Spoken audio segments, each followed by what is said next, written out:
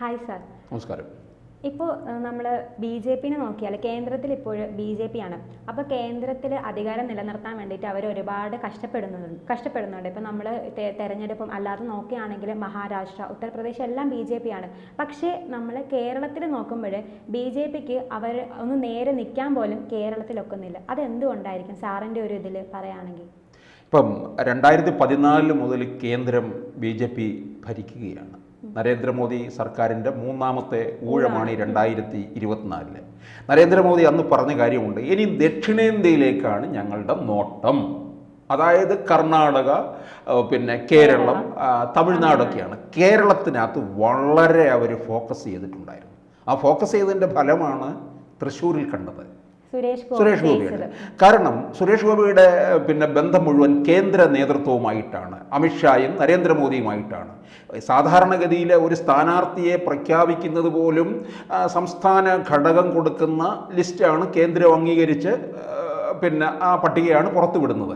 ഇത് സുരേഷ് ഗോപി തന്നെ ആദ്യമേ അങ്ങ് പറഞ്ഞു കയറി, ഞാനാണ് തൃശ്ശൂരിൽ സ്ഥാനാർത്ഥി, ഞാൻ തൃശ്ശൂരിനെ ഇങ്ങനെ എടുക്കുകയാണ്, തൃശ്ശൂർ എന്നെ എടുത്തു എന്നൊക്കെ പറഞ്ഞു. അത് സംസ്ഥാന ഘടകത്തിന് ഒട്ടും ഇഷ്ടപ്പെടാത്ത ഒരു കാര്യമാണ്. അപ്പോൾ അങ്ങനെ കേന്ദ്ര നേതൃത്വം വളരെ ശ്രദ്ധിച്ചു മുമ്പോട്ട് കൊണ്ടുപോവുകയാണ്, കേരളത്തെ വിലയിരുത്തി വരികയാണ്.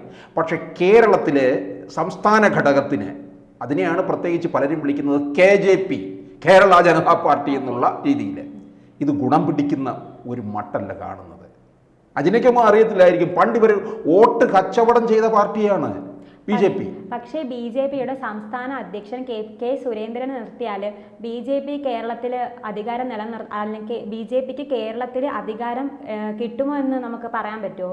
കെ സുരേന്ദ്രനെ നിർത്തിയാൽ അതാണ് അങ്ങനെയല്ലേ പറഞ്ഞുകൊണ്ടിരിക്കുന്നത്. കെ സുരേന്ദ്രനെ നിന്ന് കഴിഞ്ഞാൽ കേരളത്തിൽ ഒരു സീറ്റും പിടിക്കില്ല എന്നൊന്നും അങ്ങനല്ല പറയാൻ പറ്റത്തില്ല. ഇതിനകത്ത് വരുന്നത് വിഭാഗീയത, പാർട്ടിയിലെ ഈ ഒടുക്കത്തെ വിഭാഗീയത അവസാനിപ്പിക്കണം. കേരളത്തിൽ ഉണ്ടായിരുന്ന 2016 ഒരു സീറ്റ് കിട്ടി, കൊണ്ടുപോയി തൊലച്ചില്ലേ 2021? അന്ന് കേരളത്തിലെ ബി ജെ പി പ്രവർത്തകർ, അണികൾ മുഴുവൻ കരുതിയത് 2026 കേരളം ഭരിക്കുമെന്നാണ്. അമിത്ഷായുടെ കണക്കുകൂട്ടൽ ഇപ്പോഴും 2036 കേരളം ബി ജെ പി ഭരിക്കുമെന്നാണ്. കഴിഞ്ഞ ലോക്സഭാ തെരഞ്ഞെടുപ്പ് എടുത്ത് നോക്ക്. ലോക്സഭാ തെരഞ്ഞെടുപ്പ് എടുക്കുമ്പോൾ കേരളത്തിലെ 110 ഇടങ്ങളിൽ UDF ലീഡ് ചെയ്യുകയായിരുന്നു, നിയമസഭാ മണ്ഡലങ്ങളിലെ. അതിനോടൊപ്പം തന്നെ എത്രയോ മണ്ഡലങ്ങളിൽ, ഏതാണ്ട് ഒരു 12 മുതൽ 15 മണ്ഡലങ്ങളിൽ ബി ജെ പിക്ക് ജയസാധ്യത ഉണ്ടായിരുന്നു. ഈ കഴിഞ്ഞ ലോക്സഭാ തെരഞ്ഞെടുപ്പിലെ കണക്ക്, അത് 26 അത് നിലനിൽക്കുമോ എന്ന് എനിക്കറിയത്തില്ല. ഇപ്പോഴത്തെ പോക്കിൽ നിലനിൽക്കാനുള്ള സാധ്യതയില്ല. ഇവിടെ രാജീവ് ചന്ദ്രശേഖർ തന്നെ മത്സരിച്ചപ്പോൾ വെറും 15,000 വോട്ടിൻ്റെ കുറവിലാണ് പരാജയം ഏറ്റുവാങ്ങിയത്. പക്ഷേ തിരുവനന്തപുരം ജില്ലയിലെ ഏതാണ്ട് ഒരു 3-4 നിയമസഭാ മണ്ഡലങ്ങൾ ബി ജെ പിയുടെ കയ്യിലാണ്. തദ്ദേശ സ്ഥാപനങ്ങളിലെ അടുത്ത വർഷം നടക്കാൻ പോകുന്നു. ഈ കണക്ക്, ലോക്സഭയിലെ കണക്കനുസരിച്ച് വെച്ച് നോക്കിക്കഴിഞ്ഞാൽ ബി ജെ പി കോർപ്പറേഷൻ പിടിക്കും. അങ്ങനെ നിരവധി പഞ്ചായത്തുകളും ബി ജെ പിയുടെ കൈകളിൽ വരും എന്നുള്ളത് ഈ കണക്കിൻ്റെ അടിസ്ഥാനത്തിൽ ഉറപ്പാണ്. ഇത് നിലനിർത്താനായിട്ട് പാർട്ടിക്ക് കഴിയുന്നില്ല.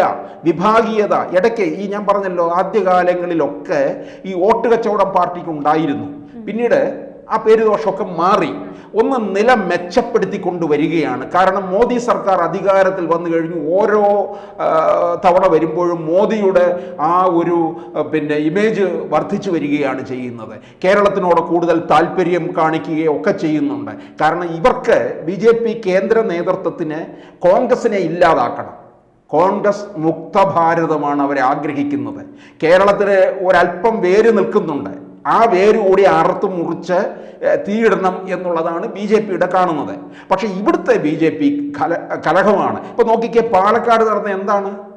പാലക്കാട് ആ സീറ്റ് ഇവർക്ക് ഒന്ന് അധ്വാനിച്ചിരുന്നെങ്കിൽ അവർക്ക് കിട്ടും എന്നുള്ളത് ഉറപ്പാണ്. അത് കോൺഗ്രസ്സുകാർ ഭയന്നിരുന്നു. CPM എന്തായാലും അവിടെ 3ാം സ്ഥാനമേ പോവുകയുള്ളൂ. ഇപ്പൊ കൃഷ്ണകുമാർ അവിടുത്തെ മോശപ്പെട്ട സ്ഥാനാർത്ഥി അല്ല.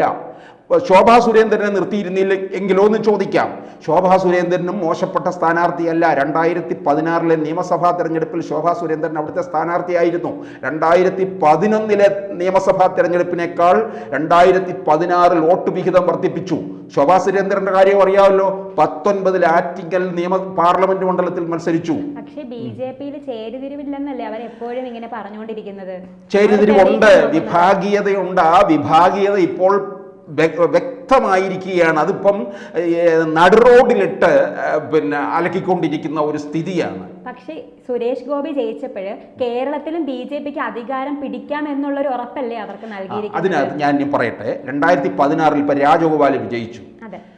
ഇതുവരെയുള്ള കണക്ക് വെച്ച് നോക്കുമ്പോഴാണ് രാജഗോപാലിന് കിട്ടിയ വോട്ടെന്ന് പറയുന്നത് വ്യക്തി കേന്ദ്രീകൃതം കൂടിയാണ്. തിരുവനന്തപുരത്തുകാർക്ക് രാജഗോപാലിനോട് ഒരു വലിയൊരു സിമ്പതിയൊക്കെ ഉണ്ടായിരുന്നു. ഈ മനുഷ്യൻ നിന്ന് തോറ്റു പോവുകയാണല്ലോ, ഒരു തവണയെങ്കിലും വിജയിക്കണ്ടേ എന്ന്. 2014 തെരഞ്ഞെടുപ്പിൽ BJPക്കാർ കൊടിയെടുത്തെന്ന് മാരാർജി ഭവനിൽ നിന്ന് വിജയിച്ചു എന്ന് പറഞ്ഞ് തീരദേശ വോട്ടെണ്ണി കഴിഞ്ഞപ്പം ദാ കിടക്കുന്നു. ഇത്തവണ 2024 തെരഞ്ഞെടുപ്പിൽ രാജീവ് ചന്ദ്രശേഖർ അല്ലായിരുന്നു ആദ്യ ലീഡ് 25,000 വോട്ടിൻ്റെ. അന്ന് ഇവർ കൊടിയെടുത്തില്ല. കാര്യം ഇവർക്കറിയാം തീരദേശം പോകുമെന്നുള്ളത്. ഈ രാജീവ് ചന്ദ്രശേഖരനെ ഒരു വർഷത്തിന് മുമ്പ് തിരുവനന്തപുരത്തേക്ക് ഇറക്കണമായിരുന്നു. അപ്പോൾ തിരുവനന്തപുരത്തുകാർ മനസ്സിലാക്കും ആരാണ് രാജീവ് ചന്ദ്രശേഖർ എന്നുള്ളത്. നഗരത്തിലെ വോട്ട് മുഴുവൻ അദ്ദേഹം പിടിച്ചു. പക്ഷെ തീരദേശത്തെ വോട്ട് പിടിക്കണമെന്നുണ്ടെങ്കിൽ അല്പം കൂടെ അധ്വാനം വേണമായിരുന്നു. BJPക്ക് നിലനിൽക്കാൻ വേണ്ടിയിട്ടാണ് അങ്ങ് ദേശീയ തലത്തിൽ നിന്ന് രാജീവ് ചന്ദ്രശേഖർ അതേപോലുള്ള ഒരാളെ ഇറക്കുന്നു. ഇനിയിപ്പോ സുരേഷ് ഗോപി വിജയിച്ച സുരേഷ് ഗോപിക്ക് വ്യക്തിപരമായിട്ട് വോട്ടുണ്ട്. ഒന്നുമല്ല, അദ്ദേഹം ഇപ്പോഴും നടക്കുന്നത് എങ്ങനെയാണ്? ഭരത്ചന്ദ്രൻ IPS എന്നുള്ള രീതിയിലാണല്ലോ നടക്കുന്നത്. ആ തരത്തിൽ ആരാധിക്കുന്ന കുറെ വോട്ടർമാരും ഉണ്ട്. സ്ത്രീകളുടെ വോട്ട്, നിങ്ങളുടെയൊക്കെ പ്രായത്തിലുള്ളവരുടെ വോട്ട്. നേരത്തെ മത്സരിച്ചപ്പോ തോറ്റുപോയായിരുന്നല്ലോ. അതെ, തോറ്റിട്ടാ അവിടെ തന്നെ നിന്നു. 2019 സിമ്പതി വോട്ടല്ല, അവിടെ വർക്ക് ചെയ്ത് അദ്ദേഹം. അതിനുശേഷം നിരവധി സംഭവങ്ങൾ അവിടെ ഉണ്ടായി. കരിവന്നൂരിലെ ബാങ്ക് ഇടപാട്, ബാങ്ക് തട്ടിപ്പ്, അവിടെ ഇത്ര സജീവമായിട്ട് വേറെ ആര്? കെ സുരേന്ദ്രനൊക്കെ ഇതിനകത്ത് സജീവമായിട്ട് നിന്നോ? സുരേഷ് ഗോപി മുന്നിൽ പദയാത്രയൊക്കെ നടത്തി അവിടുത്തെ ജനങ്ങളെ മുഴുവൻ കയ്യിലെടുത്തില്ലേ? പിന്നെ ഇദ്ദേഹത്തിൻ്റെ ഒരു ചാരിറ്റി പ്രവർത്തനമൊക്കെ ഉണ്ട്. പിന്നെ ഒരു സിനിമാ പരിവേഷം, ഇതല്ല ഇദ്ദേഹത്തിന് അനുകൂലമായിട്ട് മാറി.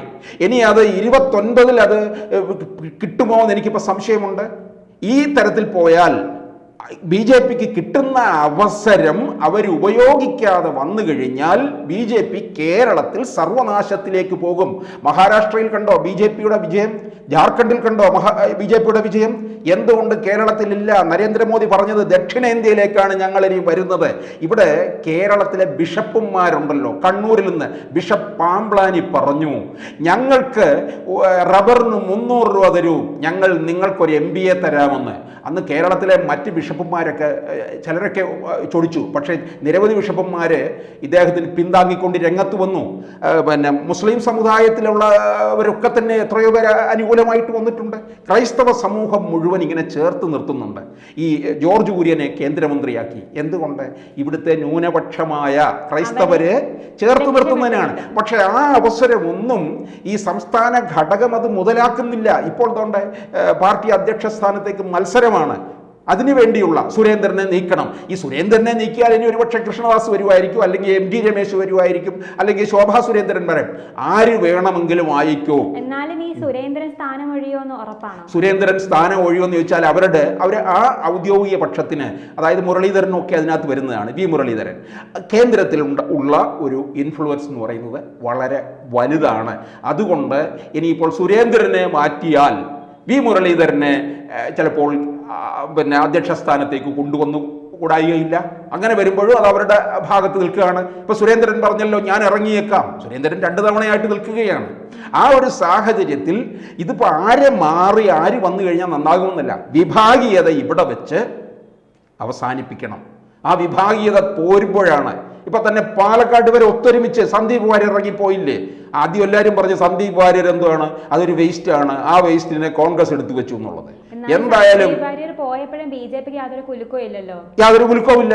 കുലുക്കം ഉണ്ടായി അതിനകത്ത്. സന്ദീപ് വാര്യരെ അനുകൂലിക്കുന്ന നിരവധി പേരുണ്ടെന്നുള്ളതാണ്. ഇവര് പക്ഷെ അതേസമയം ചേലക്കരയിൽ ഇവർ വോട്ട് വിഹിതം വർദ്ധിപ്പിച്ചു. 10,000 വോട്ട് 2021 കൂടി അവർക്ക്. കാരണം അവിടെ നിന്ന BJP-യുടെ സ്ഥാനാർത്ഥി ഒരു ബാലകൃഷ്ണൻ, അദ്ദേഹം തിരുവല്ലാമല പഞ്ചായത്തുമായിട്ട് വലിയ ബന്ധമുള്ള, തിരുവല്ലാമല പഞ്ചായത്തിൽ BJP അധികാരത്തിൽ വരുന്നതിന് വേണ്ടി ചുക്കാൻ പിടിച്ചിട്ടുള്ള ആളാണ്. അവിടെ അദ്ദേഹം ജനപ്രിയനാണ്. ഇതൊക്കെ നോക്കണേ, ഓരോ അവസരവും ഇവർക്ക് വോട്ട് വിഹിതം വർദ്ധിപ്പിച്ചു കൊണ്ടുവരാൻ കഴിയുന്നു.